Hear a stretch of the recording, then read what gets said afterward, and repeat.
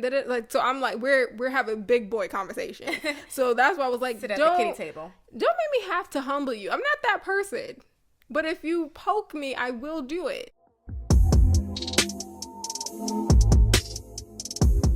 Welcome back. Welcome back to Urban Elegance. Welcome back, guys. We are on our third episode. This is T and E, or Erica and Tiara. Episode number 3. But today, oh man, a few things I want to speak about today. I guess this is like in real time. I just want to touch on boundaries, how to create them, how you would want a significant other to be able to create them as well, because the world without boundaries is a chaotic, just line crossing catastrophe, and everyone suffers. Yes. So yeah, I want to like get into that and dive into that. So let me just talk about boundaries with or when you've tried to create a boundary with someone, and was it easy? Was it difficult? Did they accept it? Did they reject it? What was your experience like? I've had several occasions where I had to create boundaries. I feel like the main one outside of like a relationship boundary was with family. So I had to, we literally moved like an hour away from where we used to live out here in Dallas to create a certain boundary of like just protecting our peace with certain things. Mm-hmm. And that was very important to me, because I think boundaries definitely bring peace. And when people try to cross certain lines, it's just not going to be a healthy attitude to keep, because with me especially, I could get very angry. And so I don't want anyone taking me to a certain level that doesn't need to be had. I've had to also create boundaries recently with like this person I was dating, because they couldn't understand why if like you're suggesting something to me and I say no with something, they couldn't understand why I was saying no. Yeah. Which is so weird, because I'm like, my no's don't need explanations. Like, if I'm saying no to something, it's a no. It's like, for instance, this guy always wanted me to be at his house. And I'm like, no, my boundary is, let's go out. Let's have fun outside. Let's do that. Yeah. And not trying to be in the house all the time. Like, that's not cute to me. But people will try to cross it. Like, they'll try to say, oh, well, let me cook for you. No, I already told you my boundaries that I don't want to be in the house. So why are you then trying to suggest something else? Yeah. Because I can't take that. But boundaries, I feel like I've been creating them since I was a little girl. And my sisters told me this as well, that, people just see your boundary and respect it. Because I just saw when people didn't create that line of, don't cross into this, because this is going to upset me. This is going to be doing too much for me. I just need you to respect it, see it, and just stay outside of it. I do see when people have a hard time creating boundaries, their life is very just all over the Shambles. place. Yeah, and then people don't really I don't want to say respect. Well, they don't respect what they say, because they'll either fold on it, or they're just like, I know this person. They're just gonna, let me ride. Oh, that's very true. And then dealing with boundaries, especially with a significant other. Oh my goodness. If they don't know, I'll speak on the other person. Like, if they don't know how to create a boundary with their own family, oh my goodness, that is going to spill into your life and just create such havoc, because they don't know how to say no. They don't know how to clearly communicate. And I think this is where it's coming from. It's a communication deficiency and an emotional deficiency. So I want you to like me. I want you to accept me. So I'm not going to rock the boat, because I need your acceptance. I need your likeness. And many times they probably only got praise for when they did things right, or when they did something the other person wanted them to do. Right. Growing up. Yeah. So I just see that deficiency. And when they have that and take it into adulthood, and then, become boyfriend and girlfriend with somebody and get married, that just spills over. And because they haven't mastered that skill yet, and maybe don't have to master it, but just really get good at it, they haven't sharpened that skill, that is going to be a problem, a thorn in your side, because people are going to always river dance, rain dance on those boundaries, or those really thin line boundaries, cross it and just tap dance on it and don't care about it. And they're not going to understand your perspective, right? Like, they're not going to understand why you have an issue with something. Yeah. So if you're saying, why are you letting these people do X, Y, and Z? They're looking at you like, this is normal for me. Like, what do you not understand? So they're going to sometimes end up probably resenting you for having boundaries, for having certain standards. That came from friends that I've had, significant others. They can't understand how you have such strong values with certain things. Yeah. They might not even realize that they're resenting you. Yeah. It's just their actions, their personality is going to start resembling resentment. Like, they're going to start really getting upset. They could be upset about the pettiest thing, and that's because they're upset that they don't have the same, like, structure as you do. Like, speaking about the resentment, when they see that you can really hold people to a certain standard, and if you do not stay there or do not respect my boundary, there is a consequence. And so when I, enable that consequence, you can't be upset because I told you. So I said this, if you do this, this is what's going to happen. You have to stick to it. And when they cross it, I know it myself. I stick to my boundaries because I see what happens when you don't. And people only do what you allow them to do. Yes. A lot of people suffer voluntarily. And it's like, why are you putting yourself through this punishment? It's like a punchline. Suffering voluntarily. Yes. And when a lot of people think that they don't have a choice.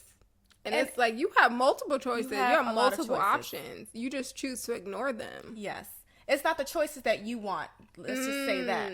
Yeah. It's not what I want to do. You want to do something that's going to make you feel good, because also you're lacking something and you need to discover what you're lacking. Because there's always things that, there are things that we may lack. And if you're not aware of them, there's going to be symptoms. So it's like it starts as something small, then it works its way into a sickness. And now you have an emotional sickness or a mental sickness. And you don't understand why you're doing the things that you're doing. And you're going to be super dependent on people or certain things to get through whatever you need to get through. Yes. And people don't realize when they have such like a codependency on something. For example, if you can't stay single, if you can't be in your own company, be in your own presence, if you can't stand in a room with yourself for 5 minutes because you have to hurry up and go ahead and find a man, or you have to, you just can't be alone. It's like, no, you need to take that time for yourself. Yeah. Figure out who you are. Yes. And a lot of people don't do that.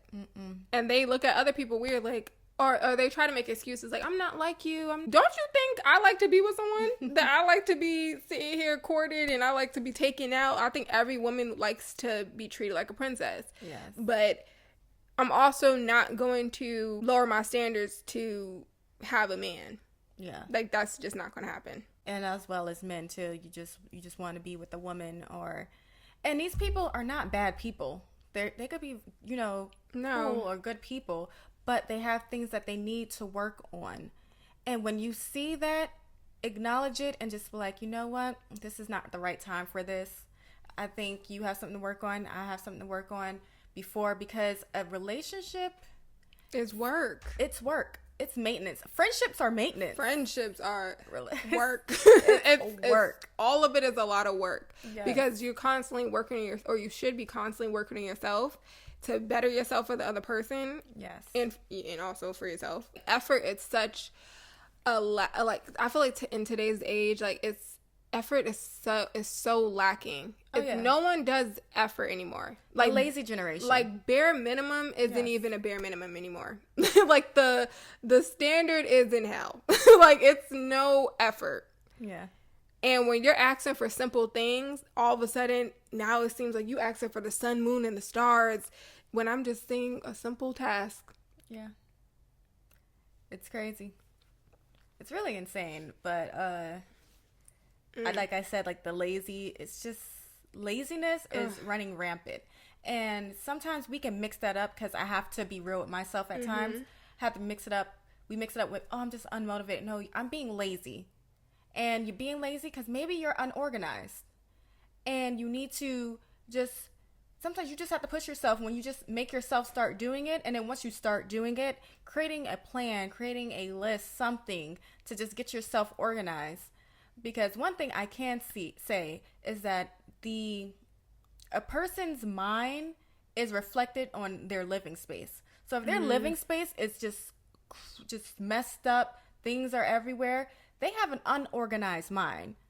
And it's unorganized, which also increases that laziness because it looks like so much instead of just focusing on one thing. It can bring on like depression. Yes. Because I know for a fact, like, when my room isn't like spotless. Like, I just have too many clothes. So I need to get organized in that sense. Like, I wish I did have like a huger closet, but I still feel like even if I had a bigger closet, my clothes would still be everywhere because I just have so, like, I really need to, yeah, it's very therapeutic for me to go shopping or to go online shopping. It's so easy to just fill up your cart with stuff because I'm just like, I always feel like I have to treat myself. Like, I'm like, okay, I don't feel good today. Let me treat myself. And then it starts piling up. But then that's also a way that isn't really healing because it's only gratification for like a second. Yeah, so I have to just be mindful of that when hoarding so many different clothes. I did start to realize at a certain point in time, I didn't have any motivation to want to make my room organized or make my office organized or anything. I feel like my life was like in a lot of chaos, and that's because I was feeling depressed about certain things. And for example, I was upset one time when I felt that female friendships wasn't for me because every female friend that I've ever had, it just doesn't work out. It's just like, I always feel like it ends up being a jealousy thing or a competition thing. For me, I've always said, I just wish I was one of those girls that could be out with like a whole bunch of girlfriends and all that stuff. And then I was like, well, maybe God's saying that's not for me because it doesn't work out. And so I was feeling really down about that. Yeah. So then I realized, okay, so this is a defense mechanism that I have, or what I think is healing me is doing shopping. Yeah. But then it's only gratification for a second. Yeah, I had a similar thing before. When I used to live in New York, I would buy so much makeup. Now I really like cut down. I don't have my subscription boxes. I don't have my subscription boxes anymore. I used to get all three from 2 subscriptions, like Ipsy and BoxyCharm. And then I would go ham in TJ Maxx and Marshalls. I barely go to TJ Maxx Literally, and Marshalls. She has a whole Sephora Ulta in the office. It's like dressers where you would put clothes is full of makeup. Like 3 dressers full of makeup. It's not 3. There aren't 3 dressers. It's 3. It's like 4 dressers. 1 dresser from, is it IKEA? No, from Amazon. And then I had like a little drawer, 8 little small drawer set that's right next to my desk. And then tall drawers. Like, these are like 8 drawer dressers. It's not tall. So she's only one that's tall. I'm not over-exaggerating. One that's medium size. I will put the measurements in the description. I have a lot. Okay, I can admit that I have a lot. And I used to go crazy, but I realized I was only doing that to pacify myself. And you're not really healing anything. You're pacifying yourself because at the time I feel stagnant in life. I don't know what I want to do. And then I'm feeling anxious. And that's a good thing I don't know where to turn and what's going on. And then I just had to realize, like, stop. And the pandemic helped me in that. So I just stopped in my tracks and then let me do something. Let me take a step out on what I'm comfortable with and try something new and try different programs and get into a new career. And when I did that, oh my gosh, like that opened up a whole new world for me. And I realized I had to take a step back and like, whoa, this is what I was doing. And this is why I was doing it. Cause I was being a bit crazy. Like I had to have it all. And also at the time I was going to, make my own YouTube channel. I'm doing that now. But, in the past, it was because I had a lot of other stuff going on, but as well as fear and insecurities. So now I'm like, I feel so much better as a person. And I feel like it can also be a result of feeling overwhelmed, like just overwhelmed in life in general. So whether that be with work, with relationships, it's just this feeling is just like, oh, this wave is just too much. So let me go put all my energy in this. It could be, and I'm not saying like don't treat yourself, because I think going to the nail salon, all that stuff, like as a woman, I love just having a self-care day and doing all that. But again, everything should be in within portions, right? So you shouldn't moderation. Like it shouldn't just be doing that all the time. Yeah, because you think about the amount of money you spend, the amount of time and effort. I just feel like, and then it's like clutter, and then it makes even more of a chaos. Like it just increases that chaotic environment that you're trying to get away from. So you're in this hamster wheel going just through the motions over and over. And I was like, this and then is know it's not good. Exactly. So you know it's not good, but you keep repeating the same actions over and over again, and then that's just the result of insanity. So I think the main thing is like acknowledging it and being aware of it is much better on next steps on how to improve it. Yeah. And then like, because a lot of people sometimes don't know why they're doing certain things. Yeah. Self-control is so important. Certain emotions won't have that latch or that hold on you to control you and be like your master, because I don't want anything to be my master. Only like God is my king. But I don't want anything else to, like, I want to be able to have self-control and say that, no, I chose not to do this. It's hard because I want to do it, my wants. And then sometimes I would say, I need it. No, you don't need it. You don't. You just need water, air, and food. That's it. But you don't need it. You'll be okay. You won't die without it. And speaking of the friendships with other women, oh my goodness. I mean, I had of course, because we went to all-girls high school, I had my dealings with, I know in our last podcast, we talked about guy friends wanting to, be more than a friend. I feel like I could deal with that more so than dealing with women. Some women, because I have a really good friend.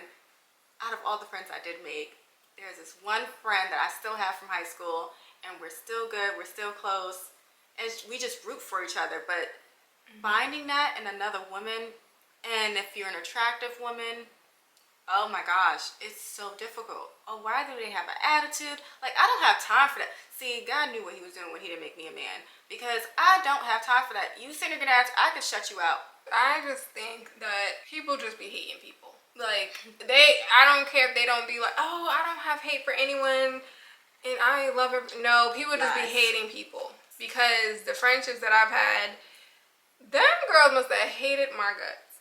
And because I used to be so naive and always trying to just go above and beyond for friends, which I should have learned early on, but for some reason I just keep having like hope. I just be like, no, like I'm a likable person. Not even people that I want to share all my like life secrets with. It's just like, oh, just go out, have a good time, have like wine nights, like fun stuff. But no, I think I should have learned my lesson from high school, which was when I was friends with this girl. I don't know what I'm gonna call her. I'll call her Bridget. Okay, Bridget. So I was friends with this girl, Bridget. She had like kind of a harder life, or like her family structure wasn't as unified as mine was, and she would just be coming to school and not having money for food, and so I always looked at her as like my little sister. I was like, I'll get you lunch, it's fine. Like my mom would always be having her over at the house. Like she was really like becoming family. I just remember so I have this thing, or I had this thing. I don't know if I've really grown out of it yet, but you know how they say imitation is like the highest form of flattery. I think for myself, I'm very much of like, don't imitate me. Don't do none of that. Have your own identity. It really irritates me a lot. Like, I think it's very much one of my pet peeves. And so I just realized maybe she was getting inspired, but I felt like it was a form of you trying to copy every single thing I do. So I was just like, okay, well, I get it. Like, I was trying to help her out with her style and stuff. And then, I don't know, one day it was just like this switch. And I realized she wasn't being it kind of seemed like she was kind of giving me a cold shoulder a little bit. So I would be looking at her, and I just remember one day, like, she just kind of stopped talking to me. So I was just like, okay, well, then we just not gonna talk to each other. Next thing I know, she went to like the principal and everything and was saying that I was trying to get her jumped by people because we stopped talking. Looking back, I'm like, I don't know if she felt like she was a charity case or like who was she thinking that she gonna help me out with certain stuff because she would see my clothes and stuff and then I'd be like, oh, you like this? Like, you can have it. Like, I would just be nice like that. But then again, I don't know if she saw that as like a charity case because I was friends with like the girls and the upperclassmen and stuff. For some reason, she was feeling like, I don't know, she was like acting paranoid and she came across thinking that I was gonna be getting her jumped, and I said, well, when did I become this mafia boss man that could get people jumped and like snap my fingers and have people on my arm? Like, that didn't make any sense. But then I never forget on Valentine's Day when I had my boyfriend at the time, we went to the movies, and this was before, maybe this is probably the tip of the iceberg that made her like stop talking to me. We went to the movies and she didn't have really plans with this guy she was talking to. So I was like, oh, well, we're going to the movies. Do you want to come? Like it's all like a friend affair. It could be a double date thing because her guy friend came. And her guy friend at the movies was just, I don't know who's going to pay for you. Like, saying this to her, like, I don't know who's going to pay for you. Like, I'm not going to pay for you. And I was, wait, he just paid for himself? Mm-hmm. And I just looked at him and I said, oh, you're not paying for her? I was like, what's happening? This is Valentine's Day. And so my boyfriend at the time, he paid for her and me and himself to go to the movies and bought all of us food. And I was just like, this is really crazy. Like, I just didn't know how to react to that. Wait, because I was still processing this man, he's not going to pay for himself. No, and he kind of said it like, he said it so rude. He was like, I don't know if he said B. I don't know if he was like, B, you thought I was paying for you, and started laughing. And so this is why I was like, wait, no.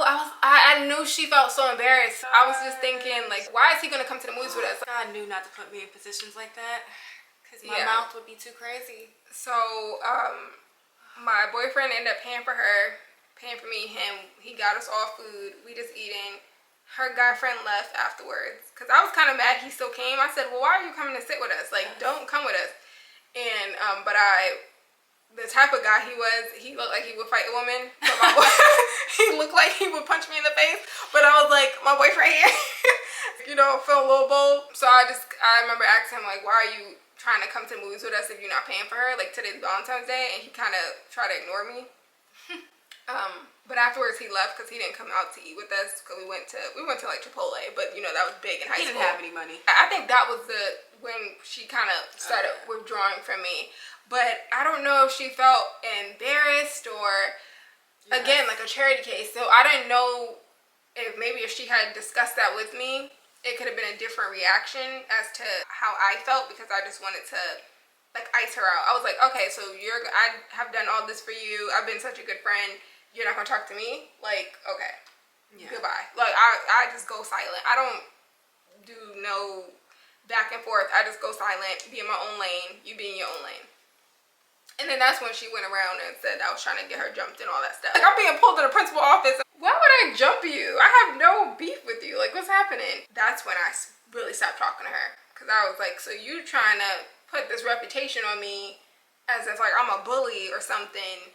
I'm not going to fool with you no more. Like, this friendship is over. And around that time, which I feel so bad for now, but at that time, I had broken up with my boyfriend, literally that same boyfriend, that Valentine's Day. That didn't go well.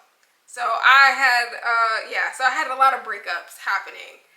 And all I remember is, mind you, that boyfriend was he was calling me on all these, that's when it was star 69 and you could block numbers and stuff. Yeah. Him and his best friend at the time were calling me, harassing me, like calling me all these names.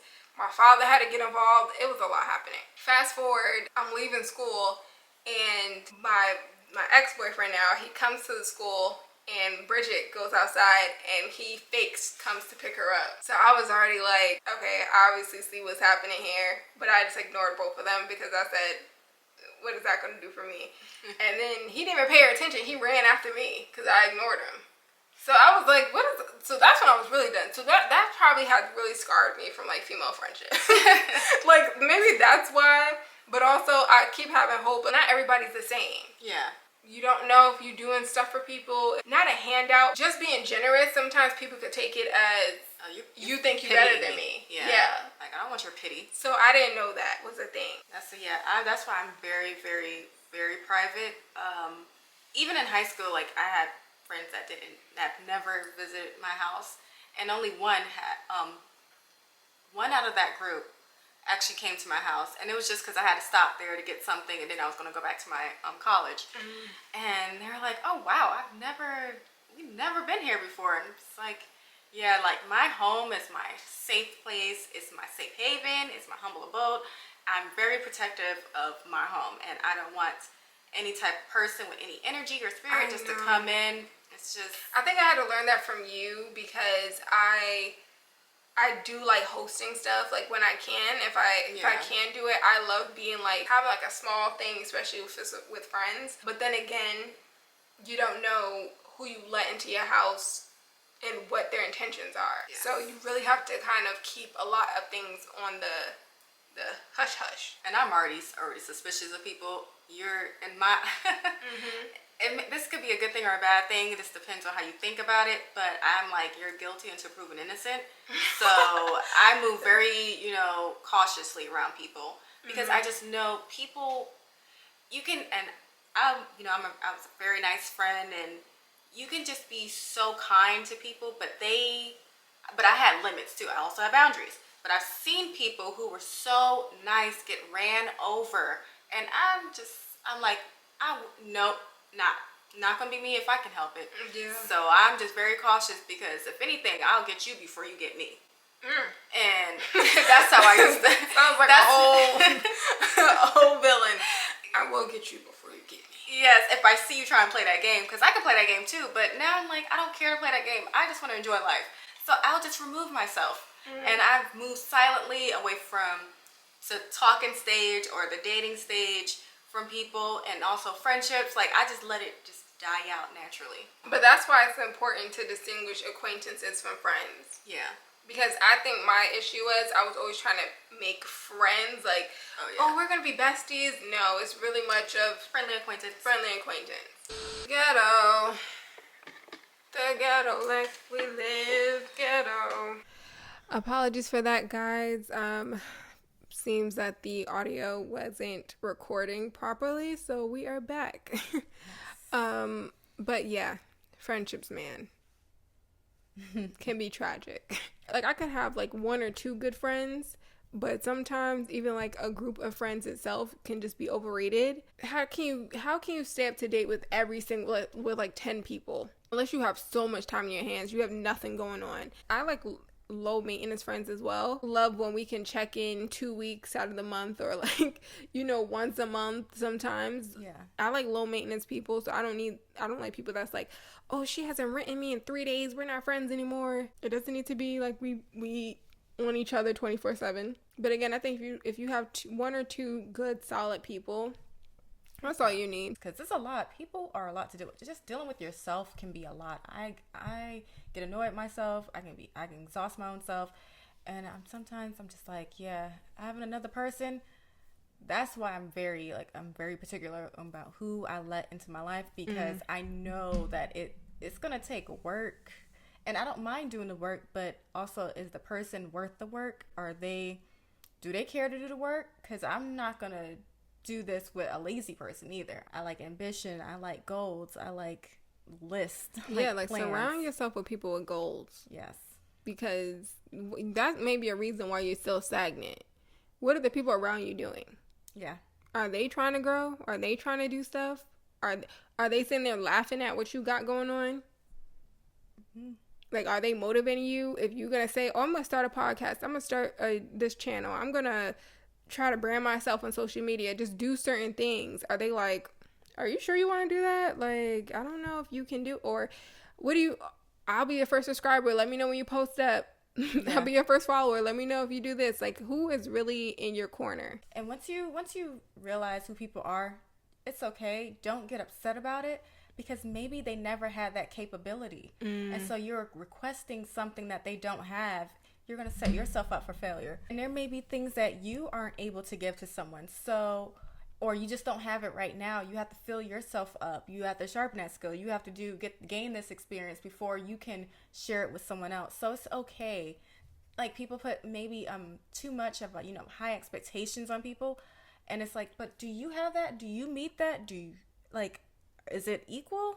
I'm trying to understand. And it's not everyone's a hater, but just know they may majority of people are haters. Keep your stuff quiet, because you don't know who is sitting there rooting for your downfall. Yes. Because again, people don't even know when they're in their own misery. Watch them, observe, and that's another thing.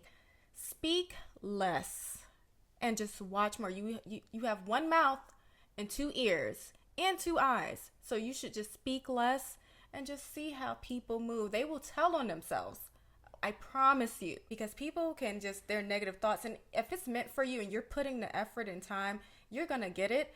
But when you are telling a whole bunch of people about your stuff, it's going to make that journey much harder, because now you have negative energy, you have negative thoughts, you have negative spirits just coming after it. And it's certain comments and thoughts that you didn't even have before. Yeah. Even when purchasing a house, it was a lot of just commentary instead of figuring out, okay, what is working for us? Yeah. What do we want in where we live? Not like how our, like the current area is. We live kind of like the countryside. So some people could look at that and be like, oh, you're in the boonies. You're in the boonies. Yeah. Are you sure? Like, oh, are you sure? When it's nothing but beautiful land. People owning ranches. Like, it's rich out here. If you have a poverty mindset, you're not going to see it. Yeah. The only thing we had to deal out here with is when it's drier, when it's like desert type of weather, you have lizards. And then now we have, because a lot of people out here have like farms and ranches, like we had a flock of sheep and goat run on our front lawn, and it was like the most jarring thing to see, especially like coming from a city. We have space, and I love that. And so people do, if they want to try to make slick comments, but it's because they don't own anything at the time, and you just have to know where that's coming from. And they can't they can't relate to it. Yeah. Which I actually had a guy I was dating try to make that comment to a friend that he was trying to introduce me to, which is like, we were at a game and stuff. And they could be your biggest haters. Yes, we were at a game, and he had like a normal apartment. Like, I'm not looking down at anyone who rents or something. I'm not that person. I'm just like, you doing what's best for you. Yes. I'm in a place that's best for me.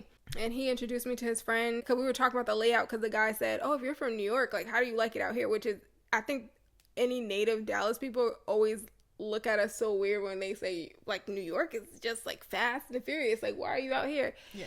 And so when I was talking to the guy about like the area I live in and stuff, the man that I was dating, he goes and says, oh yeah, she's in the boonies. She's out there. I was like, I don't know why. That was like a jab. I said, and for context, I had told him prior when he made that comment, I was like, I don't really like that term, boonies. It just doesn't sit right with me. I'd rather rural area or like countryside, because we are a little on the outskirts of the city. Yeah. A pleasant way to say it. And so, again, coming out to say, oh, you're in the boonies to someone that I don't know. Yeah, how does that reflect? So then I had to put on my flex jacket. I was like, yeah, I actually own property, X, Y, and Z, have this, X, Y. Like, I started going into detail, and the guy and me started having a conversation, because he was talking about he was looking actually in our area for a house for him and his wife and his family. So I'm sitting here, oh, well, I know this realtor, and so I'm like, we're having big boy conversation. So that's why I was like, sit at the kitty table. Don't make me have to humble you. I'm not that person. But if you poke me, I will do it. I never forget, and I remember I told you this about like Sex in the City. I was watching a Sex in the City episode. The redhead woman was the lawyer, she was trying to buy a condo. And she said, oh, it's just a little bit harder to date with like me trying to buy a place and all this stuff. And then the posh woman said, well, because this is why I don't buy, because it's too intimidating for a man. Yeah. Like, this is why I always rent, because I don't want him to think I have more than him. And so when I saw that episode, I was like, that's real. Is this a real thing? Because now it's like I'm hesitant to say that I even own anything, because I don't want that guy to all of a sudden in his head, he's thinking, oh, she doesn't need me, or she's intimidating, or I'm inadequate. Yes. And I'm not even thinking like that, because I know the average young person today doesn't own property. Like, that's a rare thing. Yeah. To own property in your 20s. Yeah. That is a rare thing to do. But their manhood gets, their ego gets bruised pretty easily. Bruised. And I've had someone recently, we were just talking, and he was like, how's like renting there? And I was like, well, I mean, I used to, but I don't know what it's like right now because it's been almost a year since I've owned. And he was like, oh, you own. And I could see his demeanor change on that FaceTime. I saw it's like a switch. It just expanded, and then it just said kind of deflated. And I see, and he's like, oh, he said, I hope to own something one day. The crazy thing with that is it's not even just like guys dating. It's like also friendships. Hey, it is what it is. I'm not going to be embarrassed about my stuff. I don't just go out and tell people that I own something. No, I only do it if they ask me. But when it comes to like a guy getting intimidated, I'm like, what does me owning something have to do with you? Because you're not going to be owning my property. You're not going to be co-owner. You're not going to be involved with it at all. This is my stuff. Yeah, and it has nothing to do with you. Not at all. You still have to find your own house.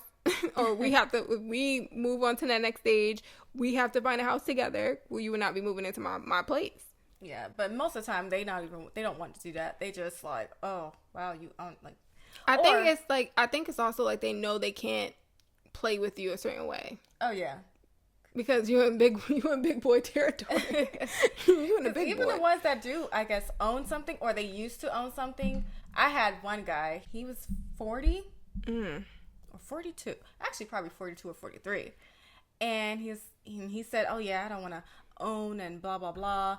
And I was like, "Okay, poverty mindset, because owning land and then owning property is a great asset to have. It's building your legacy." Yes, and you already have kids, so you don't want to give them something. It's crazy to me. And so then I explained, because we were just talking about houses in general, but then I explained, oh yeah, I own mine and this, and and so on and so on. And he said, then he started changing his tune. He was like, I do, I hope to own something one day, and then maybe and not too far from me, have my mom in a place next to me, so she doesn't, so she isn't too far away as well. And I was just like, you were just saying that, it's a liability to own, but then I said, well, I own mine and I'm very happy I did it. It's a great thing to have. It's a great thing for your legacy, assets. I think it comes with not being educated about it, because I was never like, I need to own something. I was afraid to own anything. I was like, no, that's too adult. Like I just got into adulthood. But that would make sense because you're in your 20s. You're in your 40s and you're thinking this way. It's crazy to me. Yeah, but then if you don't have any blueprints to that, like, I don't know if his family owns stuff, if anything could have been passed down to him. That's why I was thinking it's like a real adult thing. Because like our family, that's like a normal thing if like the parents have a house. Yeah. But I know friends who their parents and families always just lived in apartments. Yeah. Like nobody ever owned anything. So I already always knew one day I would have my house, I would own something. But for it to be by myself, I was like, oh no, like I can't do that. I'm gonna rent. Yeah. And then of course there's like benefits to renting because it's like maintenance stuff. You can call the landlord. You can just like get everything taken care of, which I do miss because it is a lot. Like you have to make sure you budget enough to have safeguards in place for if anything, God forbid, like breaks. But then again, that's why you get like insurances and stuff. Yeah. So but I noticed that when he said that just like, that threw me off. And then I understood what he was saying and where he was coming from, because he didn't think he could probably own something. And I'm like, if you want to own a business, then, because owning a business is a liability, and he owns a business. He just started a business in Texas. And so I'm like, that's a liability too. So I realize people can say things when they feel like it's out of reach for them.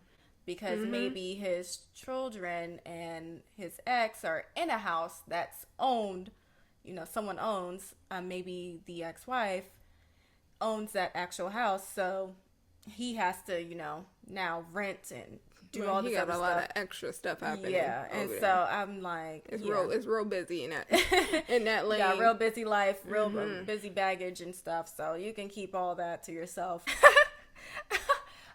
Maybe I'm being messy right now, but I'm just thinking, if you can sit there, open a business, and get yourself a Porsche, you can buy a home.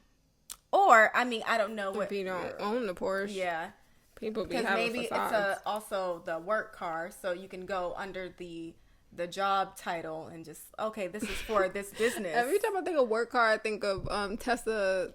What's her name? Risa Tisa. Yeah. It's not adding up. Just say that you don't think you can achieve it right now. You can't get it right now, but you hope to get it in the future. So, glad we got a lot through today. Even though today had kind of seemed a little chaotic, little chaotic energy transferring. Not gonna lie. So yeah, make sure to give this video a thumbs up and hit the subscribe button if you're watching us on YouTube. We greatly appreciate it. All our social medias will be linked down below. We have an official Instagram account for Urban Elegance, along with our personal Instagrams and social medias will be linked down below. So yeah, thank you so much for watching. I am Tiara. And I'm Erica. And this is Urban Elegance. Bye. Bye.